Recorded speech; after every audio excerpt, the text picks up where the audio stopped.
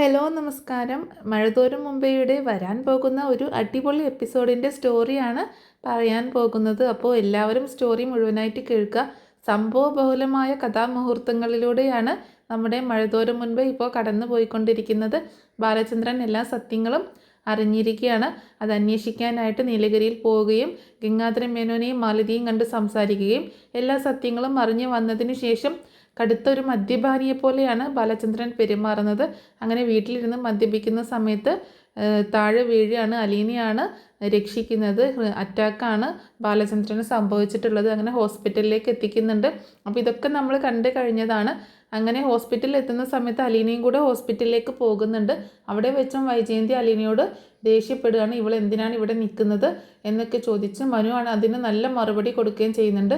പിന്നെ അലീനയെ കൂട്ടിയിട്ട് മനു വീട്ടിലേക്ക് പോകുന്നുണ്ട്. വീട്ടിലെത്തിയ ഉടനെ തന്നെ അലീന മനുവിനോട് പറയുന്നുണ്ട്, മുത്തശ്ശിയുടെ അടുത്തൊക്കെ വന്ന് അവർ സംസാരിക്കുന്നുണ്ട് വീട്ടിലെത്തിയ സമയത്ത്. അപ്പോൾ അലീന പറയുന്നുണ്ട്, ഞാൻ പോവുകയാണ് മനുവേട്ട, ഞാൻ പൊക്കോട്ടെ, ഇനി എനിക്ക് നിൽക്കാൻ പറ്റത്തില്ല എന്ന് പറയുമ്പോൾ നീ എങ്ങോട്ട് പോവാനാണ് എന്നൊക്കെ ചോദിക്കുകയാണ്. ആ സമയത്ത് മുത്തശ്ശിയും ആകെ വിഷമിക്കുന്നുണ്ട്. മനു പറയുന്നുണ്ട്, മുത്തശ്ശി, അലീന തക്ക സമയത്ത് കണ്ടതുകൊണ്ട് മാത്രമാണ് അങ്കിൾ ഇപ്പോൾ ജീവനോടെ ഇരിക്കുന്നത്, അല്ലെങ്കിൽ അങ്കിളിനെ നമുക്ക് കിട്ടത്തില്ലായിരുന്നു എന്ന് പറയുമ്പോൾ മുത്തശ്ശി ആകെ പേടിച്ചു പോവുകയാണ്. മനു പറയുന്നുണ്ട്, താൻ രക്ഷിച്ചില്ലായിരുന്നു എങ്കിൽ ഒരിക്കലും അങ്കിള് ജീവിതത്തിലേക്ക് തിരിച്ചു വരത്തില്ലായിരുന്നു എന്ന് പറയാണ്. ഡോക്ടർ അത് എന്നോട് പ്രത്യേകം പറഞ്ഞു എന്ന് പറയുന്നുണ്ട് മനു. ആ സമയത്ത് അലീന പറയുന്നുണ്ട്, അതൊക്കെ ശരിയായിരിക്കും മനു ഏട്ടാ, പക്ഷേ എനിക്കിനി ഇവിടെ നിൽക്കാൻ പറ്റത്തില്ല. ഞാൻ ഇനി എന്തിനാണ് ഇവിടെ നിൽക്കുന്നത്? എൻ്റെ കാര്യമൊന്നുമില്ല. ബാലചന്ദ്രൻ സാർ എന്താണെങ്കിലും സുഖപ്പെട്ടു വരും, പിന്നെ വീട്ടിലേക്ക് വരികയും ചെയ്യും. അപ്പോൾ പിന്നെ ഇനി എൻ്റെ ആവശ്യം ഇവിടെ ഇല്ല എന്നൊക്കെ പറയുമ്പോൾ, ഇനിയാണ് നിൻ്റെ ആവശ്യം ഇവിടെ വേണ്ടത് എന്ന് പറയാണ് മനു. അതെന്താ മനുവേട്ടൻ അങ്ങനെ പറഞ്ഞെന്ന് ചോദിക്കുമ്പോൾ, ആൻറ്റി എന്താണെങ്കിലും ജോലിക്കൊക്കെ പോകും, അങ്കിൾ വന്നു കഴിഞ്ഞാലും അങ്കിളിൻ്റെ കാര്യങ്ങളൊക്കെ കുറച്ച് ദിവസം എന്താണെങ്കിലും നോക്കേണ്ടി വരും. അതുപോലെ മക്കളൊക്കെ സ്കൂളിൽ പോകുന്നതല്ലേ, അവരൊന്നും വീട്ടിൽ നിൽക്കത്തില്ലല്ലോ. അപ്പോൾ മുത്തശ്ശിയുടെ കാര്യങ്ങളും അങ്കിളിൻ്റെ കാര്യങ്ങളൊക്കെ നോക്കേണ്ടതായിട്ട് വരും.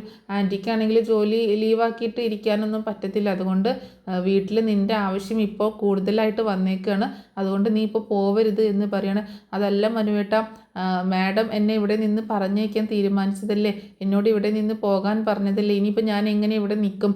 സാറ് വന്നിട്ട് പോയാൽ മതി എന്ന് മാഡം എന്നോട് പറഞ്ഞതായിരുന്നു. ഇപ്പോൾ സാറ് വന്നല്ലോ, സാറ് ഇനിയിപ്പോൾ അസുഖമൊക്കെ മാറി വീട്ടിലേക്ക് വരും എന്ന് പറയുമ്പോൾ, ആൻറ്റി പറയുന്നതൊന്നും താൻ കേൾക്കണ്ട, ആൻറ്റി എന്തെങ്കിലും പറയുകയാണെങ്കിൽ അതിനുള്ള മറുപടി ഞാൻ കൊടുത്തോളാം, തൽക്കാലം ഞാൻ പറയുന്നത് കേട്ടാൽ മതി എന്ന് പറയുമ്പോൾ മുത്തശ്ശിയും പറയുന്നുണ്ട്, അതേ മോളെ, നീ മനു പറയുന്നത് കേൾക്ക്, നീ പോവല്ലേ, നീ പോയി കഴിഞ്ഞാൽ ഇവിടെ ആകെ പ്രശ്നമായി തീരും, നീ പോവരുത്, ആ തീരുമാനം മാറ്റി എന്നൊക്കെ പറയണം. അന്നേരം അലീന എങ്ങനെ ആകെ വിഷമിച്ച് നിൽക്കണം, ഇനിയിപ്പോൾ എന്താ ചെയ്യുക എന്നോർത്തിട്ട്. അപ്പോഴും മനു പറയുന്നുണ്ട്, ഞാൻ പറയുന്നത് കേട്ടാൽ മതി, നീ തൽക്കാലം പോവണ്ട, അങ്കിള് ഇങ്ങോട്ട് ഡിസ്ചാർജ് ആയിട്ട് വരട്ടെ, അത് കഴിഞ്ഞിട്ട് നമുക്കതിനെപ്പറ്റി ആലോചിക്കാം. അങ്കിൾ ഡിസ്ചാർജായി വന്ന് അങ്കിളൊന്ന് ഓക്കെ ആയിട്ട് വരട്ടെ, അങ്കിളിനോട് കൂടി സംസാരിച്ചിട്ട് നമുക്ക് തീരുമാനം എടുക്കാം എന്ന് പറയാണ് മനു.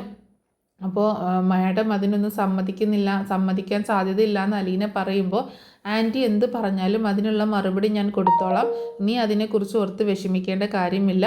ഞാൻ എന്തെങ്കിലും പറഞ്ഞു കഴിഞ്ഞാൽ ആൻറ്റി എന്നോട് തിരിച്ചൊന്നും പറയത്തില്ല, അങ്ങനെ നല്ല മറുപടി കൊടുക്കാൻ എന്നെക്കൊണ്ട് പറ്റും. അത് ആൻറ്റി ആയാലും ശരി, അമ്മയായാലും ശരി, പറയേണ്ട കാര്യങ്ങൾ ഞാൻ വളരെ കറക്റ്റായിട്ട് തന്നെ അവരോട് പറയുമെന്ന് മനു പറയണം. അപ്പോൾ മനുവിൻ്റെ തീരുമാനത്തോട് യോജിച്ച് തൽക്കാലം ഇപ്പോൾ പോവണ്ട എന്നുള്ള തീരുമാനത്തിൽ നിൽക്കുകയാണ് അലീന. അങ്ങനെ മനു പറയുന്നുണ്ട്, എന്നാൽ ഞാൻ ഹോസ്പിറ്റലിലേക്ക് ചെല്ലട്ടെ, അവിടെ എന്തായി എന്ന് അറിയത്തില്ല, അങ്കിളിനെ കാണാനൊന്നും സാധിച്ചിട്ടില്ല, ഓപ്പറേഷൻ തിയേറ്ററിലേക്ക് മാറ്റിയതായിരുന്നല്ലോ, അതുകൊണ്ട് പിന്നെ കാണാനൊന്നും സാധിച്ചിട്ടില്ല, ഇനി ഞാൻ അങ്ങോട്ടേക്ക് ചെല്ലട്ടെ, ഇവിടുത്തെ കാര്യങ്ങളൊക്കെ നീ നോക്കിക്കൊള്ളാം എന്ന് പറയാണ് അലീനയോട്. അങ്ങനെ ഓക്കെ ശരി മനുവേട്ട എന്ന് പറയുന്നുണ്ട്. അങ്ങനെ മനു അവിടെ നിന്ന് പോകുന്നുണ്ട്. മനു അങ്ങനെ ഹോസ്പിറ്റലിലേക്ക് എത്തുന്ന സമയത്ത് അങ്ങനെ വൈജയും ആകെ ഇങ്ങനെ വിഷമിച്ച് നിൽക്കുകയാണ്. ബാലചന്ദ്രനെ കാണാനൊന്നും പറ്റിയില്ലല്ലോ. അപ്പോൾ ബാലചന്ദ്രൻ്റെ കാര്യങ്ങൾ ഇനി എന്തൊക്കെയാണ് എന്നൊക്കെ അറിയാനായിട്ട് മനുവിൻ്റെ അടുത്തേക്ക് വൈജു ഓടി വരുന്നുണ്ട്. മനു അങ്ങോട്ടേക്ക് ചെല്ലുമ്പോൾ, അപ്പോൾ എന്തായി ആൻറ്റി, എന്തെങ്കിലും പറഞ്ഞോ ഡോക്ടർ എന്ന് ചോദിക്കുമ്പോൾ, ഒന്നും പറഞ്ഞില്ല, എനിക്ക് ബാലചന്ദ്രനെ ഒന്ന് കാണണം, എന്താ ഇനിയിപ്പോൾ ചെയ്യുക എന്നൊക്കെ ചോദിക്കുകയാണ്. ഞാൻ ഡോക്ടറോട് സംസാരിച്ച് നോക്കട്ടെ, എന്താ ഇപ്പോൾ വേണ്ടത് എന്ന് സംസാരിക്കട്ടെ എന്ന് പറഞ്ഞിട്ട് മനു സംസാരിക്കാനായിട്ട് പോകുന്നുണ്ട്. അതേസമയം കൃഷ്ണയും ബബിതയും സ്കൂൾ വിട്ടിട്ട് വരുന്നുണ്ട് കേട്ടോ വീട്ടിലേക്ക്. അങ്ങനെ വീട്ടിലേക്ക് വരുന്ന സമയത്ത് അലീന കാര്യങ്ങളൊക്കെ പറയാണ്. അച്ഛൻ വന്നു. കൃഷ്ണ വരുമ്പോൾ തന്നെ അലീനയോട് ചോദിക്കുന്നുണ്ട്, അച്ഛൻ വന്നു ചേച്ചി എന്ന് ചോദിക്കുമ്പോൾ വന്നു എന്ന് പറയണം. പക്ഷേ അലീനയുടെ മുഖത്തെ ഭാവങ്ങളൊക്കെ കണ്ടിട്ട് എന്ത് പറ്റി ചേച്ചി, അച്ഛൻ എവിടെ എന്നൊക്കെ ചോദിക്കുമ്പോൾ അപ്പോൾ ഉണ്ടായ സംഭവങ്ങളൊക്കെ അലീന പറയുമ്പോൾ കൃഷ്ണയും ബബിതയും ആകെ വിഷമിച്ചു പോവുകയാണ്. അതേപോലെ രോഹിതും വന്നിട്ടുണ്ടായിരുന്നു. രോഹിതും ഈ കാര്യങ്ങളൊക്കെ കേൾക്കുന്നുണ്ട്. അങ്ങനെ അപ്പോൾ അവർക്ക് ആകെ വിഷമമാവുകയാണ്. അങ്ങനെ കൃഷ്ണ പെട്ടെന്ന് തന്നെ വൈജയന്തിയുടെ ഫോണിലേക്ക് വിളിക്കുന്നുണ്ട്. അങ്ങനെ വിളിച്ചിട്ട് കാര്യങ്ങളൊക്കെ അന്വേഷിക്കുന്നുണ്ട്. ഇപ്പോൾ അച്ഛൻ എന്ത് പറ്റിയതാ അമ്മ എന്നൊക്കെ ചോദിക്കുമ്പോൾ ഏതാണെന്നൊന്നും എനിക്കറിയത്തില്ല, അലീനയാണ് ഹോസ്പിറ്റലിലേക്ക് കൊണ്ടുവന്നത് എന്നുള്ള കാര്യങ്ങളൊക്കെ കൃഷ്ണയോടും ബബിതയോടൊക്കെ പറയുന്നുണ്ട് വൈജയന്തി. അതിനുശേഷം കാണിക്കുന്നത് ഡോക്ടറുമായിട്ട് സംസാരിക്കുന്നതാണ് മനു. അപ്പോൾ ഡോക്ടറോട് ഇങ്ങനെ ചോദിക്കുന്നുണ്ട്, എനിക്കൊന്ന് കാണാൻ പറ്റുമോ, അങ്കിളിനെ കാണാനാണ്, മാഡത്തിനൊന്ന് കാണണം, ആൻറ്റിക്കൊന്ന് കാണണമെന്നുണ്ട് എന്നൊക്കെ പറയുമ്പോൾ ഞാൻ ചോദിച്ചു നോക്കട്ടെ, ബാലചന്ദ്രന് സംസാരിക്കാൻ പറ്റുമോ എന്നുള്ളതൊന്ന് അന്വേഷിക്കട്ടെ എന്ന് പറഞ്ഞിട്ട് ഡോക്ടർ പോയി ബാലചന്ദ്രനോട് സംസാരിക്കുന്നുണ്ട്. ആ സമയത്ത് ബാലചന്ദ്രനാണെങ്കിൽ എനിക്ക് ആരെയും കാണണ്ട എന്നാണ് പറയുന്നത്. അപ്പോൾ ആരാ പുറത്തുള്ളതെന്ന് ചോദിക്കുമ്പോൾ നിങ്ങളുടെ വൈഫിൻ്റെ സഹോദരൻ്റെ മകനുമാണ് ഉള്ളത്, ആ മനു ആണ് ഉള്ളതെന്ന് ശർമ്മ ഡോക്ടർ പറയുന്നുണ്ട്. എനിക്ക് മനുവിനോട് സംസാരിച്ചാൽ മതി തൽക്കാലം എന്ന് പറയണം. അങ്ങനെ ഡോക്ടർ വന്നിട്ട് പറയുന്നുണ്ട് മനുവിനോട് അകത്തേക്ക് കയറി ചെല്ലാനായിട്ട് പറയണം. അപ്പോൾ വൈജിയാണ് ആദ്യം പോകാൻ നിൽക്കുന്നത്. അപ്പോൾ ഡോക്ടർ പറഞ്ഞു, നിങ്ങളിപ്പോൾ പോവണ്ട മിസ്സസ് മേനോൻ, തൽക്കാലം മനുശങ്കർ പോവട്ടെ, മനുശങ്കർ കണ്ട് സംസാരിക്കട്ടെ, അതിനുശേഷം നിങ്ങൾക്ക് പോകാം എന്ന് പറയണം. അങ്ങനെ മനു അകത്തേക്ക് കയറുന്നുണ്ട്. അകത്തേക്ക് കയറിയിട്ട് ബാലചന്ദ്രൻ അങ്ങനെ സംസാരിക്കാനൊന്നും അത്രയ്ക്ക് സെറ്റായിട്ടില്ല, പക്ഷെ എന്നാലും ഇങ്ങനെ കുറച്ചൊക്കെ സംസാരിക്കുന്നുണ്ട്. അപ്പോൾ മനു കൂടുതലൊന്നും ചോദിക്കുന്നൊന്നുമില്ല, എന്ത് പറ്റിയതാണ് എന്താണ് സംഭവം എന്നൊന്നും തൽക്കാലം ഇപ്പോൾ ചോദിക്കുന്നില്ല. മനു പറയുന്നുണ്ട്, ഞാനിപ്പോൾ അങ്കിളിനോടൊന്നും ചോദിക്കുന്നില്ല, അങ്കിളിന് എന്താ പറ്റിയെന്ന്. 2 ദിവസമായിട്ട് അങ്കിൾ ആകെ ഡിസ്റ്റർബ്ഡ് ആയിരുന്നു എന്ന് എനിക്ക് മനസ്സിലായി, തൽക്കാലം അങ്കിൾ റെസ്റ്റ് എടുക്കുക എന്ന് പറയണം. അപ്പോൾ മനു പറയുന്നുണ്ട്, ആൻറ്റി പുറത്ത് നിൽക്കുന്നുണ്ട്, ആൻറ്റിക്ക് അങ്കിളിനെ കാണണമെന്നുണ്ട് എന്ന് പറയുമ്പോൾ തൽക്കാലം വേണ്ട, ഇപ്പോൾ ഇവിടെ വെച്ച് എനിക്ക് ആരെയും കാണണ്ട, പിന്നീടാവട്ടെ, വീട്ടിൽ ചെല്ലട്ടെ എന്ന് പറയാണ് ബാലചന്ദ്രൻ. എന്തു പറ്റി അങ്കിൾ, എന്താണ് അങ്കിളിന് എന്തെങ്കിലും കുഴപ്പമുണ്ടെങ്കിൽ, എന്തെങ്കിലും ബുദ്ധിമുട്ടുണ്ടോ, ആൻറ്റി ആകെ ടെൻഷനിലാണ് എന്നൊക്കെ പറയുമ്പോൾ എനിക്ക് ആരെയും കാണണ്ട മനു, എനിക്ക് നിങ്ങളുടെ കൈതക്കൽ മാളിക വീട്ടിൽ നിന്ന് ആരെയും കാണണ്ട, നിന്നെ ഞാൻ അതിലേക്ക് കണക്കാക്കിയിട്ടില്ല, തൽക്കാലം നീ മാത്രം വന്നാൽ മതി, ഇനി എനിക്ക് വേറെ ആരെയും കാണണ്ട എന്ന് പറയണം. എന്നിട്ട് ചോദിക്കുന്നുണ്ട്, അലീന എവിടെ എന്ന് ചോദിക്കണം. അലീന വീട്ടിലേക്ക് പോയി എന്ന് പറയണം. അപ്പോൾ എങ്ങനെയാണ് ഹോസ്പിറ്റലിൽ എത്തിയത് എന്നുള്ളതൊക്കെ ബാലചന്ദ്രനോട് മനു പറയുന്നുണ്ട്. അപ്പോൾ അലീനയാണ് CPR കൊടുത്ത് രക്ഷിച്ചത് എന്നൊക്കെ അറിഞ്ഞപ്പോൾ ബാലചന്ദ്രന് ഒരു സന്തോഷം, ഒരു പ്രത്യേകിച്ച് ഭാവമൊന്നുമില്ല, എന്നാലും എന്തൊക്കെയോ ഒരു ഫീലിങ്സ് തോന്നുകയാണ്. ശരി, എനിക്കിനി ഇച്ചിരി റെസ്റ്റ് എടുക്കണം എന്ന് പറയണം. അങ്ങനെ മനു റൂമിൽ നിന്ന് പുറത്തിറങ്ങുന്നുണ്ട്. എന്നാൽ ശരി അങ്കിൾ, ഞാൻ പുറത്തുണ്ടാകും എന്ന് പറഞ്ഞു പോവണം. അങ്ങനെ പുറത്തേക്ക് ഇറങ്ങുമ്പോൾ വൈജയന്തി ഓടി വരുന്നുണ്ട്. ബാലചന്ദ്രൻ എന്ത് പറഞ്ഞു, എനിക്കൊന്ന് കയറി കാണാമോ എന്നൊക്കെ ചോദിക്കുമ്പോൾ ആൻറ്റി ഇപ്പോൾ അങ്ങോട്ടേക്ക് പോകണ്ട, അങ്കിളിന് ഇപ്പോൾ ആരെയും കാണാൻ താല്പര്യമില്ല എന്നാണ് പറഞ്ഞത്.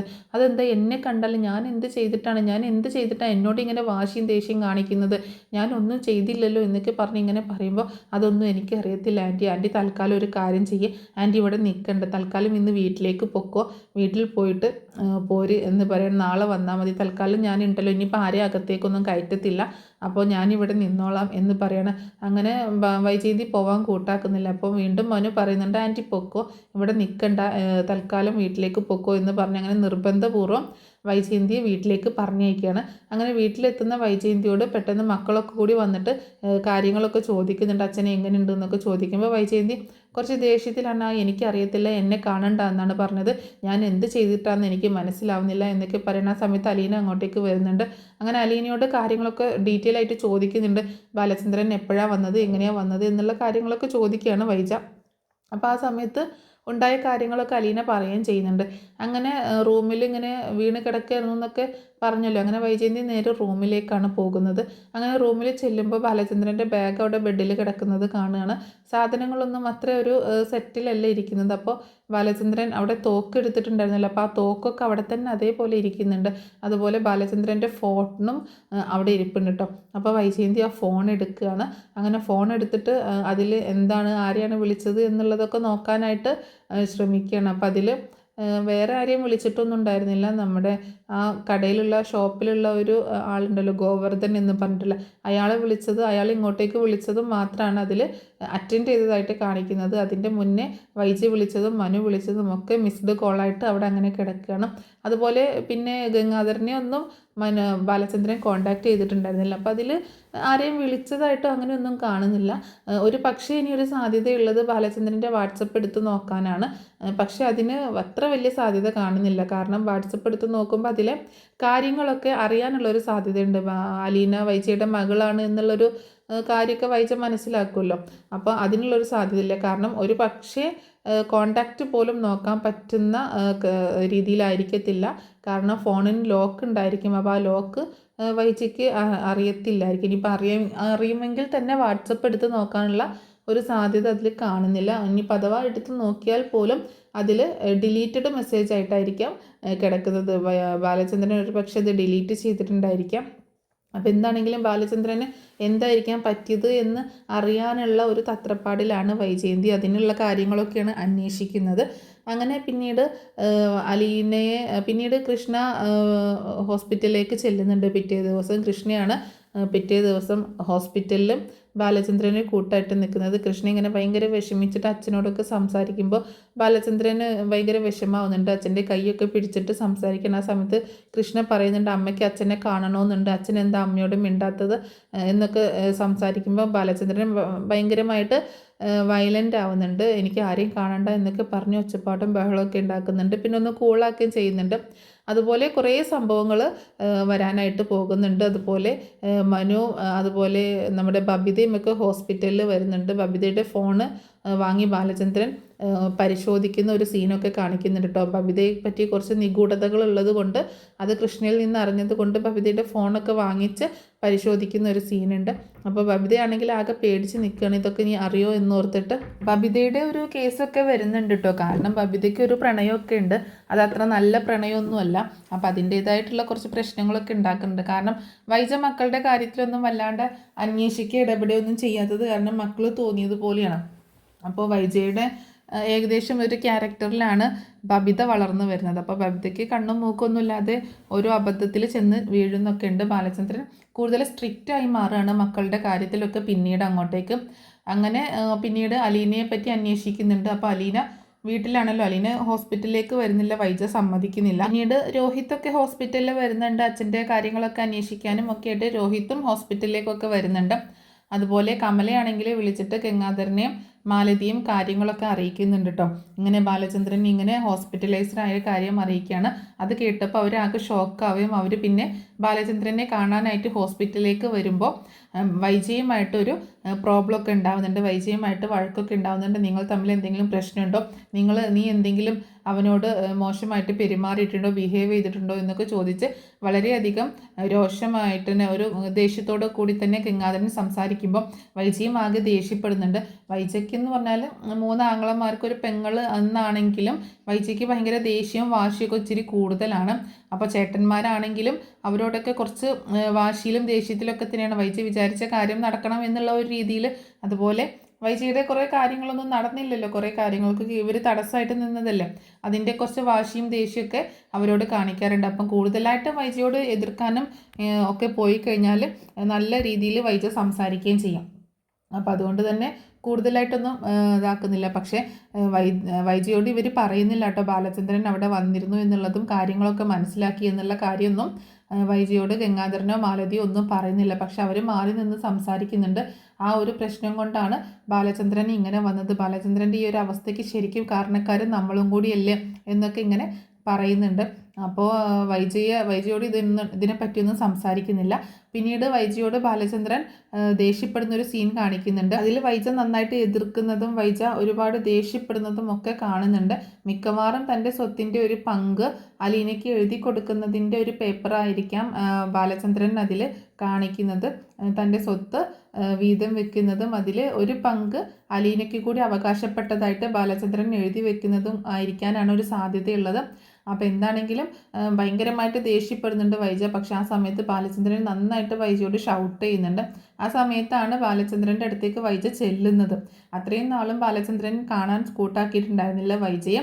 അപ്പോൾ എന്താണെങ്കിലും ആ മനു ബാലചന്ദ്രനോട് കൂളാവാൻ പറയുന്നുണ്ട്. കാരണം ഒരു അറ്റാക്ക് കഴിഞ്ഞ് കിടക്കുന്നതാണ്, ഒരുപാട് സ്ട്രെയിൻ ചെയ്യരുത്, ടെൻഷൻ ആവരുത് എന്നൊക്കെ ഡോക്ടർ പറഞ്ഞിട്ടുണ്ടായിരുന്നു. അപ്പോൾ അതിൻ്റെ അടിസ്ഥാനത്തിൽ മനു കൂളാവാൻ പറയുകയും വൈജിയോട് റൂമിൽ നിന്ന് പുറത്തേക്ക് പോകാനൊക്കെ പറയുന്നുണ്ട്. പിന്നീട് അലീനയോട് ഭയങ്കര ശത്രുതയാണ്. കാരണം ഇത്രയൊക്കെ പ്രശ്നങ്ങൾ ഉണ്ടായത് അലീന കാരണമാണ് എന്നാണ് വൈജ വിശ്വസിക്കുന്നത് കേട്ടോ. കാരണം രോഹിത്തിൻ്റെ പ്രശ്നം ഉണ്ടായതാണെങ്കിലും ബാലചന്ദ്രൻ ഇങ്ങനെയൊക്കെ വന്നതും ഒക്കെ അലീനയാണ് ഇതിൻ്റെയൊക്കെ ഉത്തരവാദി എന്നുള്ള രീതിയിൽ വൈജയന്തി വരുത്തി തീർക്കുകയാണ് ചെയ്യുന്നത്. അപ്പോൾ ഒരുപാട് നല്ല നല്ല കഥാമുഹൂർത്തങ്ങളുമായിട്ടാണ് ഇനി എപ്പിസോഡ് വരാനായിട്ട് പോകുന്നത്. അപ്പോൾ ഈ സ്റ്റോറി നിങ്ങൾക്ക് ഇഷ്ടമായിട്ടുണ്ടാവുമെന്ന് കരുതുകയാണ്. ഇഷ്ടമായിട്ടുണ്ടെങ്കിൽ സപ്പോർട്ട് ചെയ്യാൻ മറക്കരുത് കേട്ടോ. ലൈക്ക് ചെയ്യാനും ഹൈപ്പ് ചെയ്യാനും അതുപോലെ എന്തെങ്കിലുമൊക്കെ അഭിപ്രായങ്ങൾ കമൻറ്റ് ചെയ്യാനും മറക്കരുത്.